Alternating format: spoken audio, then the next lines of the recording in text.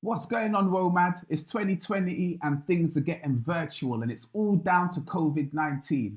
Now, my name's Jon Chase, aka Oort Kuiper. That's OORTKUIPER.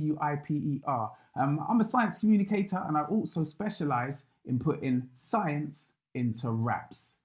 Yeah, that's right. So I'm a STEM rapper or a science rapper, and I want to show you a couple of the things of what I do, a couple of traps, and I hope you guys can join in on some where you've got the words, or just sit back and just enjoy me presenting you stories from science and the world of science, but through raps. If you've seen me before, excellent. If you haven't, well, get ready for a treat.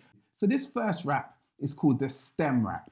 And it's all about trying to get people into science, technology, engineering, and maths, basically STEM. So I'm going to kick off. If you want to join in the chorus, just join in with the technology at the end, or science, engineering, technology. You'll get the gist. All right, so this is the STEM rap. So guys, what would you like to be when you grow up? Yes, Zubair, what would you like to be?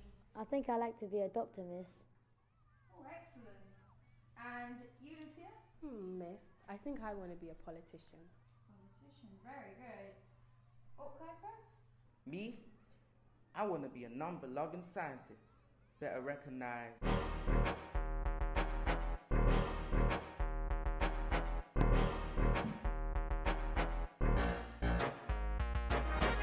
When I was younger, I wanted to be a fireman, but now I'm older, I don't know where that fire went.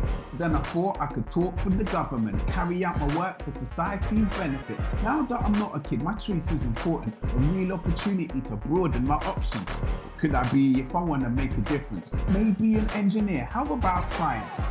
Well, I did it for my GCSEs. It never seemed to be something I'd achieve easily, but time and effort can boost the abilities. I guess it depends on how much that it means to me. I'm pleased to see these new medications. I would have been a doctor if I only had the patience to make observations and build explanations with estimations based on known information. So, what you know about STEM? Mathematics and science, engineering, technology.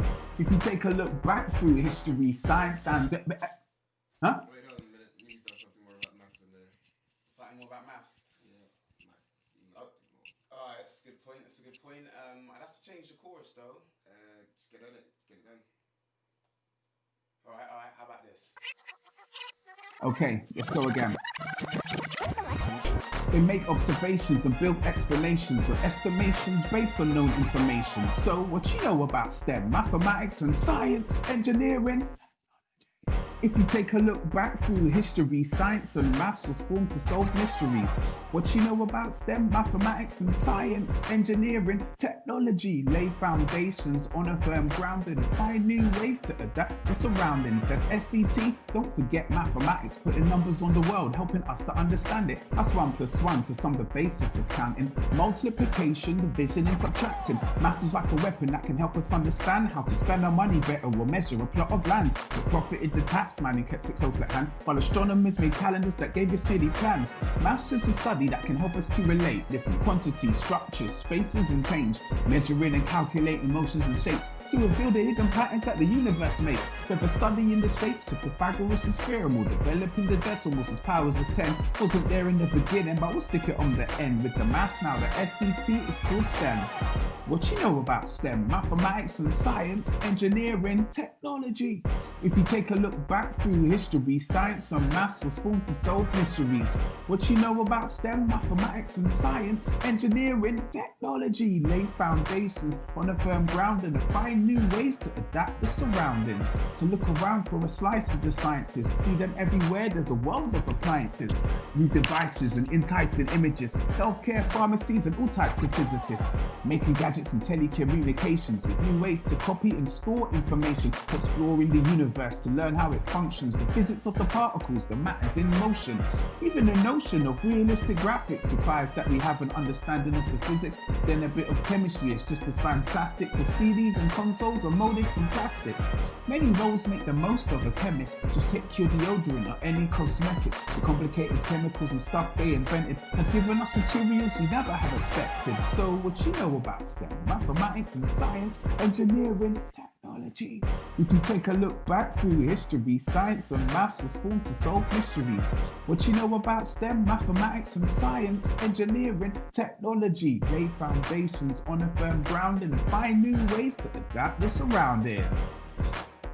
Yeah. So that was the STEM rap. It's about exactly what it says on the tin. Now back in the days, yeah, when they first started talking about STEM, it used to just be called SET, just set. And so I thought I'd do a little reference to that by saying, oh yeah, it's just all about SET, and then getting interrupted saying, oh, we need more maths in there because maths is just as important. So it pretty much is. And now you can see other acronyms like STEAM, and there's loads of different ways you can approach science, technology, engineering, and maths. But the most important thing is just to approach it. Don't be scared of it. Find ways to get involved with it if you're not already doing it. So I've got another rap coming up. What have we got here? Yes. So this one's called the Star Life Cycle. And I've done this one for BBC Bite Size because I presented some stuff on BBC Bite Size, and I thought, guys, could I do a rap to get across some of the science? And they went, yeah, sure. So this is about the life cycle of stars. And you might not have known that stars have a life cycle. They're kind of born, and then they live, and then they die, and they spend like 90% of their life in what's called the main sequence. And then at the end of their life, well, different things can happen, and you'll find all about that in this rap, all right? So this is the Star Life Cycle rap, and if you want to know anything more about star life cycles, just type in BBC Bite Size Star Life Cycles, and hopefully you should find more on this subject there. Well, I say hopefully, I know it's there because I've already done it. So check it out. But here's the rap about star life cycles. Check it out.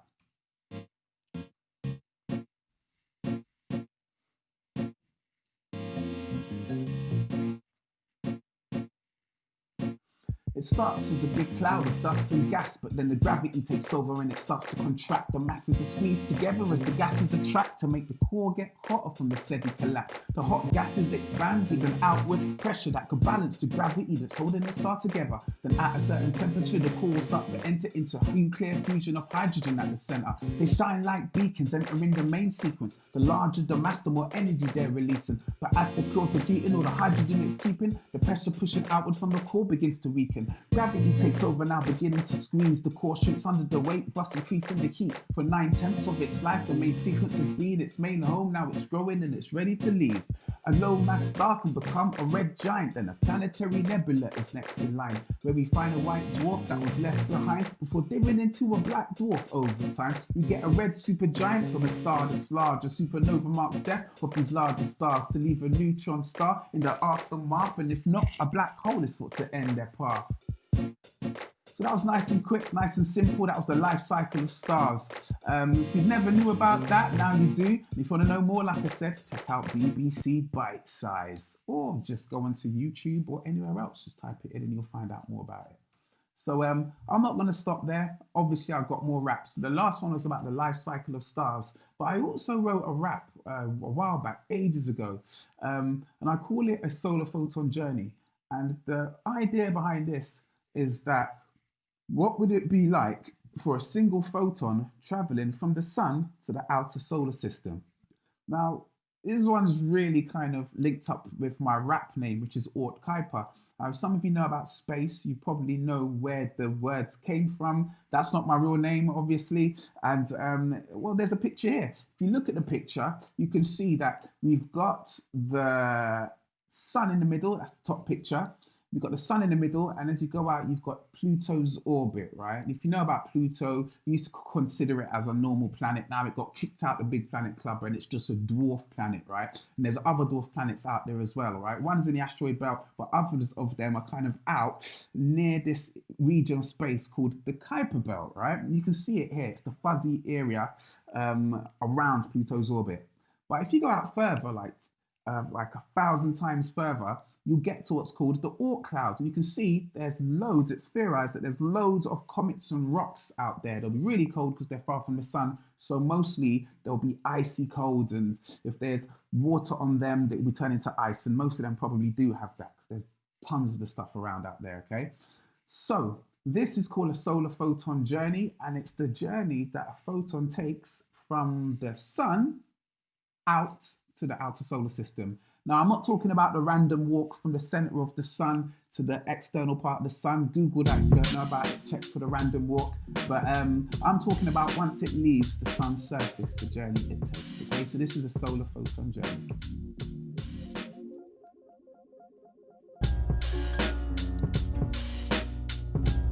Pick up dog rough beats on this one.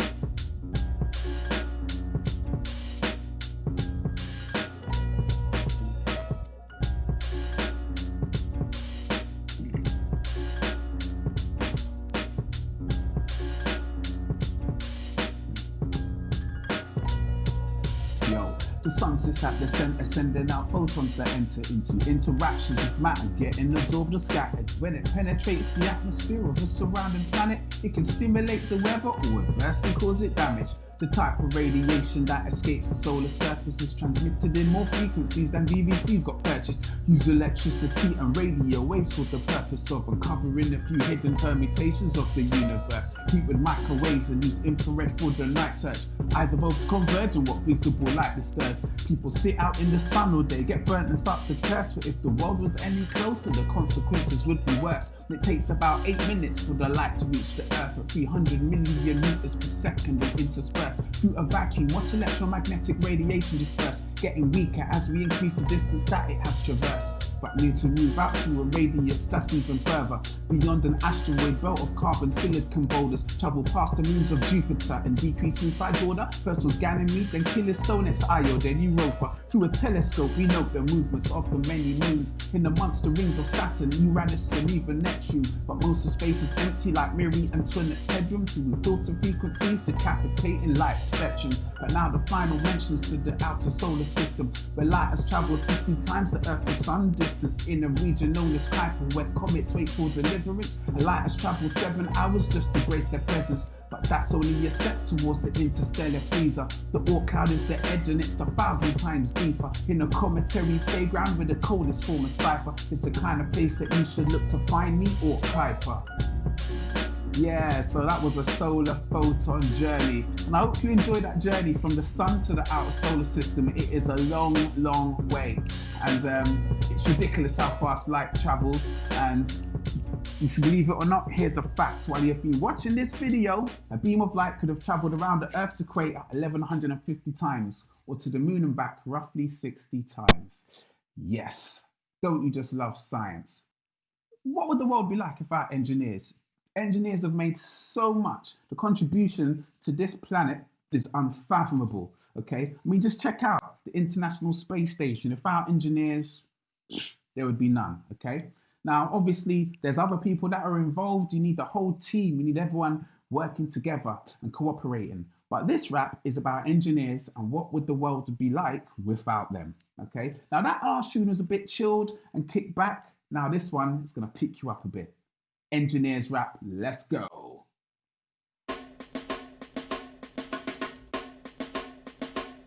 Go back to when civilization started. Most of the world had yet to be charted. A bit glad that the wheel was invented, part of the earliest in engineering. Add pivots and gears and levers, an ancient weaponry built by Archimedes.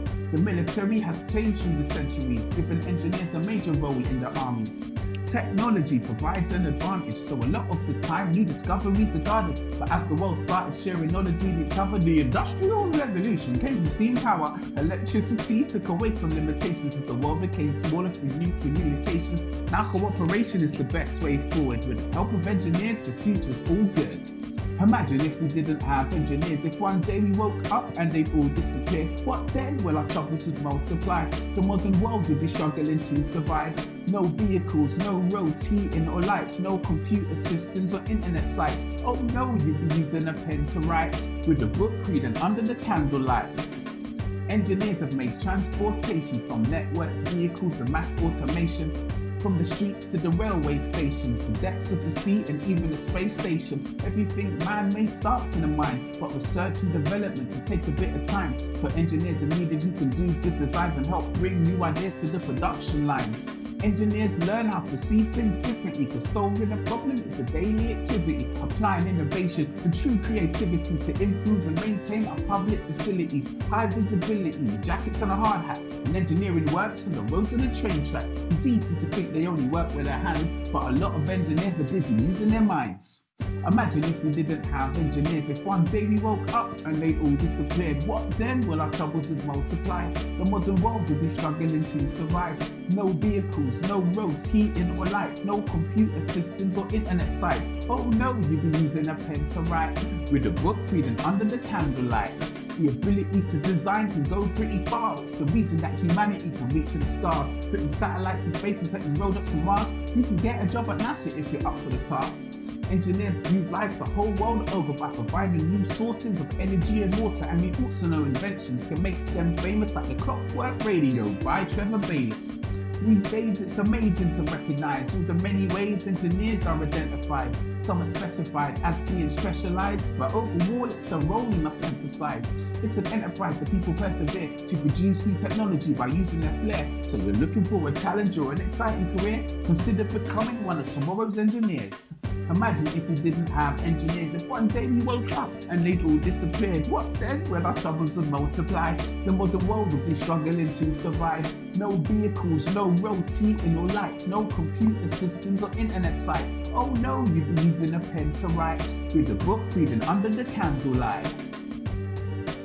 Yes, that was the engineers rap. And that was all about the contribution engineers have made to society and the world around us. So hope you enjoyed that one. So obviously I've got a few more. I think I've got about 2 more for you, all right? Now, in that last one, at the start, I had a picture of the space station and I was talking about how engineers have made that happen. But this next rap is something slightly different. This one is called Moonshot, and it's all about, humans' attempts to travel to the moon. In our minds, in our imaginations, in fiction, and then right through to the actual attempts made all around the world. So this is Moonshot. If you want to check it out again, obviously you can check these all out on YouTube. All my songs and many more are available on YouTube. Just put in Oort Kuiper and you should be able to find all my stuff, right? But this is Moonshot. We choose to go to the moon. We choose to go to the moon in this decade and do the other things. Not because they are easy, but because they are hard. Have you ever climbed a big hill to touch the sky, or watch the light of the moon bathe the countryside? We'll take flight like Jules Verne's De La Terre à la Lune, because we're imagining a journey from the earth to the moon. Is there a man on the moon? Could be a rabbit, to be honest, or a dame made of Edam with a name of a goddess like Diana. On earth, or Luna, but by night, a moon by any other name is shine as bright. So we learn how the moon reflects light from the sun rays, depending on the angle that we see it in space. And the length of a month comes from adding the days that it takes the moon to cycle through every phase. But it's always the same side that faces us, because the lunar rotation is synchronous to the time that it takes to get around the earth. That's why the far side of the moon has never been observed. I believe that this nation should commit itself to achieving the goal before this decade is out of landing a man on the moon and returning him safely to the earth. Fast forward and they're caught in a cold war with nuclear weapons, big rockets and so forth. 2 major powers setting sights to space, but then Sputnik cries over like, in your face! So let the space race begin. The Soviets embarking with an animal in orbit, and then Yuri Gagarin. And with his lunar program, they became the first to put a spacecraft to the moon and down to its surface. Now we're a little nervous, but still in the race. Busy pioneering missions, it's United Space whose new NASA put laser surveyors in the sky before man in the can Mercury and then Gemini. Gemini, the first space rendezvous followed. The NASA was just over the moon with Apollo. They walked to the surface in '69, returning safely to the Earth as the first in line. That's one small step for man, one giant leap for mankind.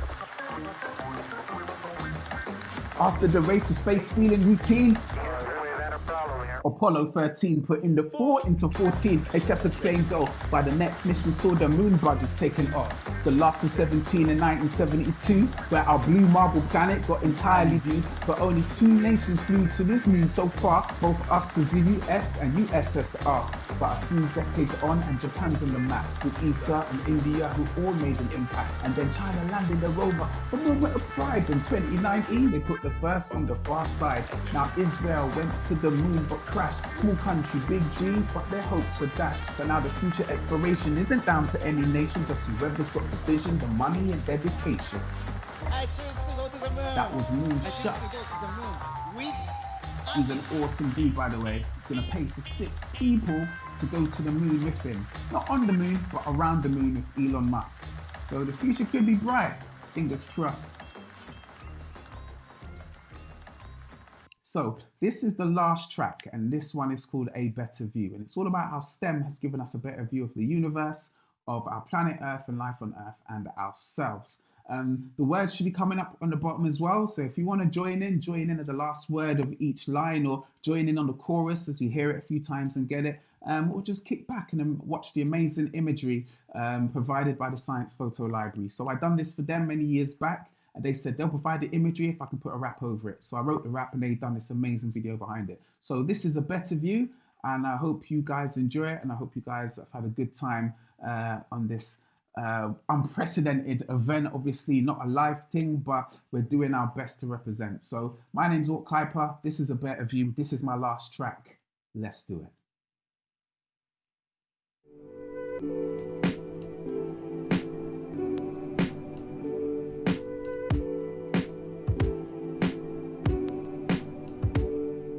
The universe is the oldest thing that we know. Started in a huge expansion many years ago. The heat was so intense that mostly photons reached the show. But everything was cooling as the space began to grow. Eventually the particles cooled into atoms of hydrogen and helium, dispersing at random. Some of them gathered under gravity's attraction, becoming the stars of the galaxy's mansion. The number of inhabitants, numbers in the billions. Each star's size, mass and temperature is different. Our star has a family we call a solar system, with planets and the moons and even rings going around them. The bigger outer planets are all mostly made of gas. And there's asteroids, comets and giant clouds of dust. That rocky planet Mars gets its colour from rust, and it's half the size of Earth without the liquid on its crust. We left Earth's cradle, landed on the moon, putting satellites in orbit of other worlds too, looking through the lenses to get a better view of the things that are distant or really minute. There's nanotechnology, robots en route, and silicon chips helping us to compute. As the world spins round and round and round through the days, the future is all up to you.